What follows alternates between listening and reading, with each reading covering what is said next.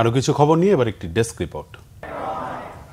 জগন্নাথ বিশ্ববিদ্যালয় ও বিভিন্ন প্রতিষ্ঠানের ছাত্র নেতাদের নিয়ে বিএনপির রাষ্ট্র কাঠামো মেরামতের ৩১ দফার শীর্ষক কর্মশালা হয়েছে।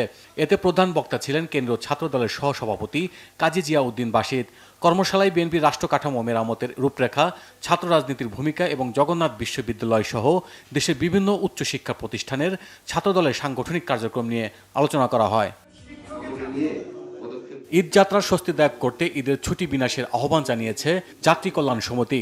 সকালে ঢাকা রিপোর্টার্স ইউনিটিতে এক সংবাদ সম্মেলনে সংগঠনটির মহাসচিব মোহাম্মদ মোজাম্মেল হক চৌধুরী বলেন, ঈদুল আজহায় কোনো সমীক্ষা ছাড়াই সরকারের পক্ষ থেকে 10 দিনের ছুটি ঘোষণা করা হয়েছে। এতে যাত্রীরা ভয়াবহ দুর্ভোগে পড়তে পারেন। বিষয়টি সড়ক পরিবহন উপদেষ্টা, স্থানীয় সরকার উপদেষ্টা সহ সংশ্লিষ্টদের জানানো হলে তেমন কোনো সাড়া পাননি বলে জানান তিনি। গৃহকাজে নিয়োজিত শিশুর অধিকার ও সুরক্ষায় দ্রুত সুনির্দিষ্ট আইন প্রণয়নের পরামর্শ দিয়েছে বিশেষজ্ঞরা। আইন কমিশনের চেয়ারম্যান বিচারপতি জিনাত আরা শিশুশ্রম বন্ধ করে শিশুদের মানবিক মর্যাদা নিশ্চিতের আহ্বান জানান। রাজধানীর সিরডাপে এ বিষয়ক সংলাপে মূল প্রবন্ধ উপস্থাপন করেন শিশু সুরক্ষা বিশেষজ্ঞ শরফুদ্দিন খান। সভাপতিত্ব করেন এএসডি নির্বাহী পরিচালক MA করিম। শ্রম মন্ত্রণালয়ের উপসচিব শামসুল ইসলাম, আইন কমিশনের গবেষণা কর্মকর্তা মনিরা সুলতানা ও অ্যাডভোকেট সালমা আলী আলোচনায় অংশ নেন। বন্দর ও দেশীয় বাণিজ্য সংকট, দেশের নিরাপত্তা, স্বাধীনতা, সার্বভৌমত্ব সুরক্ষায় জাতীয় ঐক্যমত্য শীর্ষক আলোচনা সভা করেছে স্টুডেন্টস ফর সভারেন্টি। জাতীয় প্রেস ক্লাবের আব্দুল সালাম হলরুমে এই আয়োজনে সংগঠনটির নেতারা বলেন, জনগণের সম্মতি না নিয়ে রাখাইন করিডোর কিংবা মানবিক চ্যানেল দিতে পারে না অন্তর্বর্তী সরকার। যুক্তরাষ্ট্র সরকারের উন্নয়ন সহায়তা সংকোচনের ফলে বাংলাদেশে চাকরি হারানো উন্নয়ন কর্মীদের জাতীয় অর্থনীতিতে পুনঃসংযোজনের দাবিতে প্রেস কনফারেন্স করেছে association of unemployed development professionals.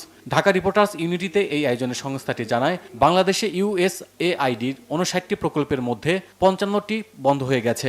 এতে দেশ প্রায় $844 মিলিয়ন উন্নয়ন সহায়তা হারিয়েছে। চাকরি হারিয়েছেন প্রায় 50,000-এর বেশি উন্নয়ন কর্মী। আধুনিক ব্যাংকিং সেবার পরিধি আরও সম্প্রসারণের লক্ষ্যে নতুন 3টি ডিপোজিট প্রোডাক্ট উদ্বোধন করেছে আল আরাফা ইসলামী ব্যাংক। ব্যাংকের প্রধান কার্যালয়ে এ উপলক্ষে অনুষ্ঠানের প্রধান অতিথি ছিলেন ব্যাংকের ব্যবস্থাপনা পরিচালক মোহাম্মদ রাফাতুল্লাহ খান। সভাপতিত্ব করেন উপব্যবস্থাপনা পরিচালক মোহাম্মদ ফজলুর রহমান চৌধুরী। উপস্থিত ছিলেন উপব্যবস্থাপনা পরিচালক মোহাম্মদ আবদুল্লাহ আল মামুন, মোহাম্মদ আসাদুজ্জামান ভুইয়া, মোহাম্মদ হোসেন SM আবু জাফর সহ ঊর্ধ্বতন কর্মকর্তারা। নীলফামারী পৌরসভাকে ব্লু সিটিতে পরিণত করতে মতবিনিময় সভা হয়েছে। বিকেলে জেলা প্রশাসকের সম্মেলন কক্ষে উপস্থিত ছিলেন জেলা প্রশাসক মোহাম্মদ নাইরুজ্জামান। এতে অংশ নেন স্থানীয় রাজনৈতিক ব্যক্তিবর্গ ও শিক্ষক শিক্ষার্থীরা। Bangla vision news desk.